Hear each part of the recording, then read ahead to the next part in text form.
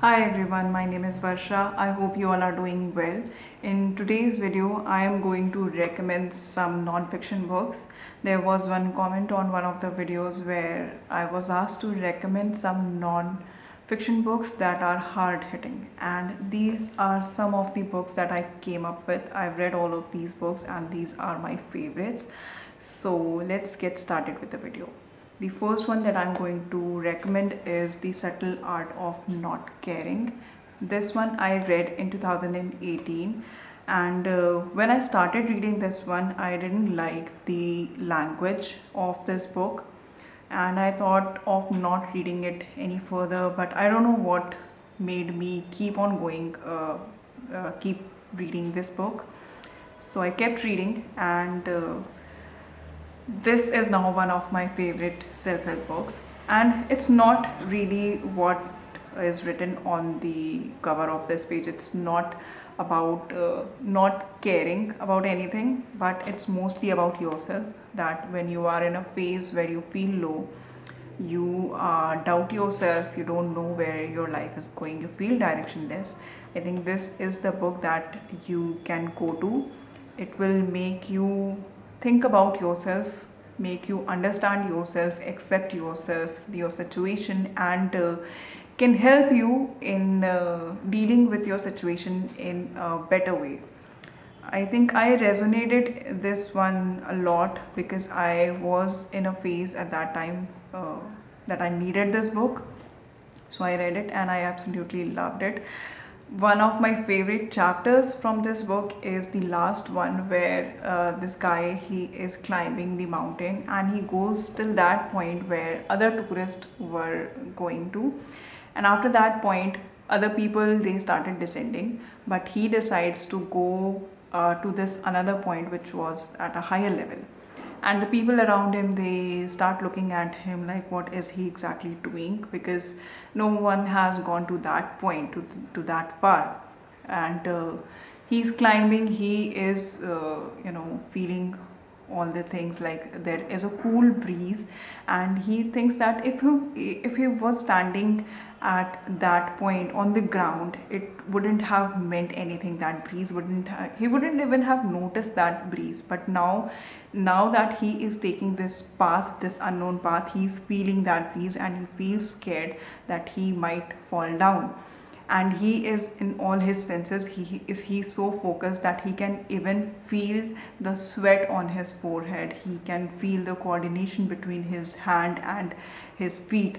And he says that you can perceive this situation in two ways, like your body is telling you to go back to that situation, to that position where you were comfortable, where you know everything, and you were okay with it. But now that you are moving in this unknown direction, to this unknown path, you feel that fear, you feel that you might fall, you might fail.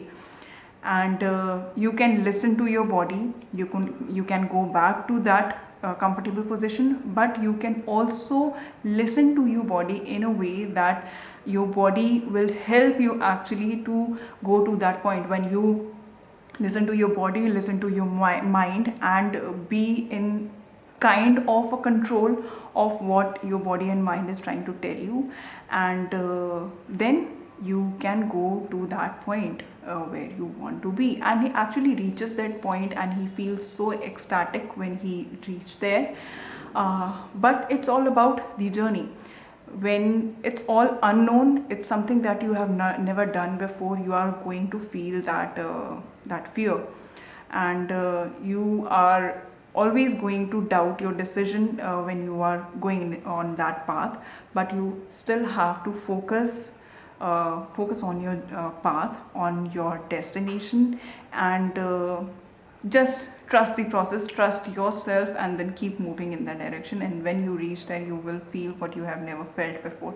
It's something that you might I think some of us have felt when we thought that we were dealing with a problem that we felt we do not have solution to. But when we got that solution by ourselves, we understood that why we understand that how it feels, and we also understand that nothing is unachievable until we start thinking about it, until we start planning the process for it. So it's about that. I loved that last chapter, and yeah, I highly recommend reading this book, The Subtle Art of Not Caring. This is by Mark Manson. So yeah, the next book that I will recommend is Eat That Frog. I have talked about this book in another video of mine, where this book is actually about the procrastination problem. So it's 21 tips given here in this book, and it's a very crisp book. It's also, I say that when you need that instant dose of motivation, then I think you can refer to this book, because 21 chapters, each chapter is only 2-3 pages, not more than that. That's the maximum page a chapter has. It can also be like 1 or 2 pages. Some of the chapters are only 1 or 2 pages, so you can read this one, and it's really practical thing that's written in here. Some of the chapters that I can read, like set the table, plan every day in advance, apply the 80-20 rule to everything, consider the consequences, practice creative procrastination. All these things are mentioned. What is creative procrastination? And it also talks about that when you have so many tasks in front of you, we often miss to pick that task which is the most important one, and we start doing the task that's not important, but we want to feel like that we have done something today, so we end up doing the things that are not that important. And even though we have done something, it has not given us the I mean we don't get the fruit of completing that task. So that can happen when you actually know which task is important, and then you pick that task. It might be the task that is you don't really feel like doing it. Might be a task that you absolutely hate, but if you want to achieve your goal, you have to and if that task is something that you have to do in order to reach your goal, then that's the first task that you have to do. And a lot of other things are also written here that I think are really practical. The other thing that I like about this book is, obviously I recommend reading the full book when you are reading it for the first time, but if you are reading it for the second or third time, there is summary at the end of every chapter, and you do not have to read it like the full chapter every time. So I think I like that about this book. So yeah, this one, Eat That Frog, 21 Great Ways to Stop Procrastinating and Get More Done in Less Time. This is by Brian Tracy. Let's move on to the next one, which is The Parable of the Pipeline. I'm not sure if I made a video on this one or not, but yeah, this is also a very thin book, a very short book. This is about money, and the psychology of money is in the form of story of these two people. One is the one who is building this pipeline of finance, and the other one that is making money and spending it, then again making it, spending it. So at the end of your job, when you have retired, when your body is not as strong as it was when you were younger, at that time when you cannot do the amount of work you used to do when you were young, so how are you earning your money? Do you have something in the reservoir to help you spend your old days or not?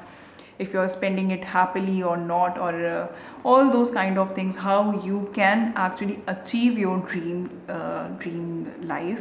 It's all there in this book. Like, it's some of the ways are written, but it's mostly about the psychology that we have about how we live our life, what we think is important, what is luxury, what is money, what is finances, how we can build these pipelines, why is it important to build these pipelines. It's all of that. So I think this is a really good book when you want to read about the money and how to make a reservoir of it. The Parable of the Pipeline, how anyone can build a pipeline of ongoing residual income in the new economy. The next one is again a self-help book. I read that one online, and it's The Courage to be Disliked.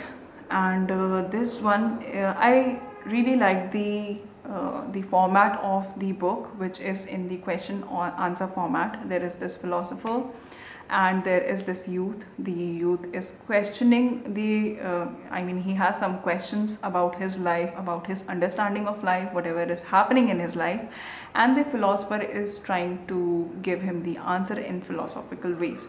He talks about two theories. One is Freud's, which says that your past has some influence on your present. So if you have had some trauma in your past, when you were a child or when you were a teenager, when you were young, and now that you in your present you have an impact of that thing in your present life when you are living right now. But Adler's philosophy says that you do not have any influence of your past on your present life. It says that whatever happened in the past has already happened and it's not going to change, but you have a choice. You can either live thinking that I am like this because something happened in the past and that has left me, left me with some of the scars or traumas, and that's why I'm like this. He calls it an excuse of not doing what you really want to do, of escaping from your duties or your task. He says that whatever you are in the present, you can make choice to do things according to you. To if things are not going your way, you can actually make them go your way if you decide to. So your past doesn't really have anything to do with your present. And youth had some questions. He keeps asking him that, what you are saying makes sense, but it's not always that way. What you say that you say that in a general way, like all of us, no matter what our class is, if we have the resources or not, if we are privileged or not, that does not apply to everyone, because there are some people who do not have resources and they do not have choice in that matter. And I agree to that point. I think that's not what our society is like. So some of the points I did not agree to, but a lot of other things I think were correct. Like the choices, when you have choices, what choices you are making is up to you. It's you who decide.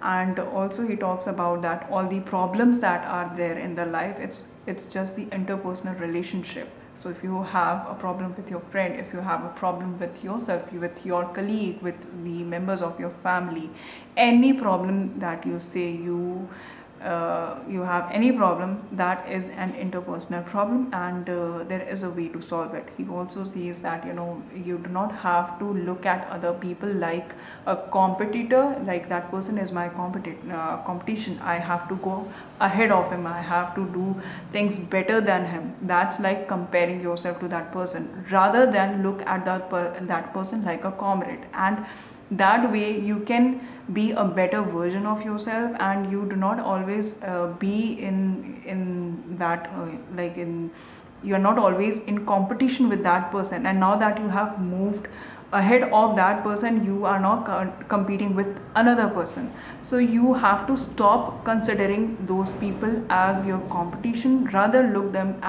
at them as comrades.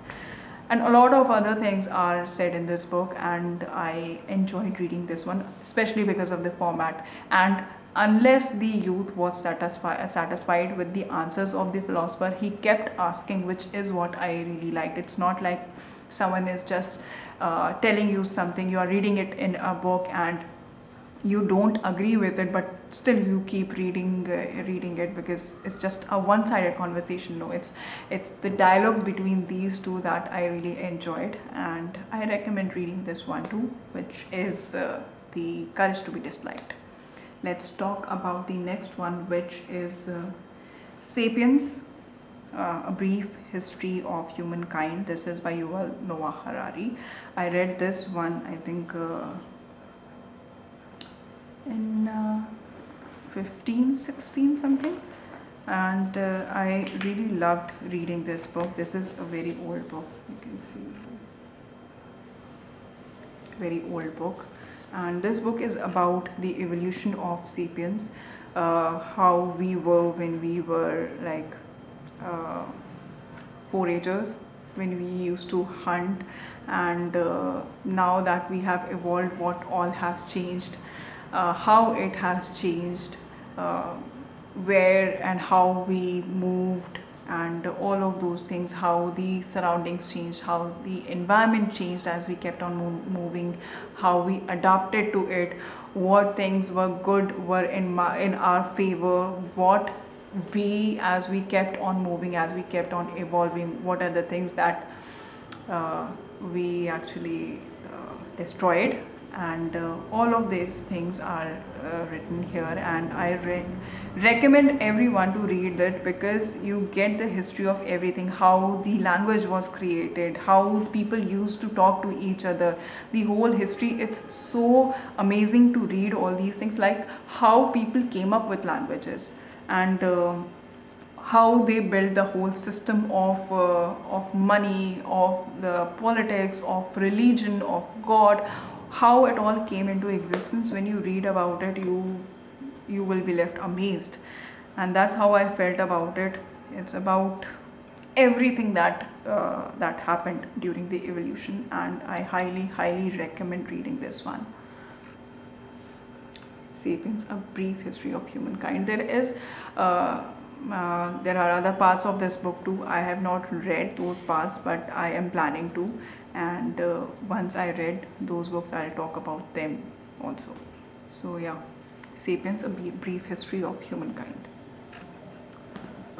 These are the 5 books that I recommend, and do let me know if you have read any of these books, and what you think. But also, if you think that there are other books that I can include in this list, do let me know. If I've read them, I will recommend them in another video. I'll talk about those books in another video.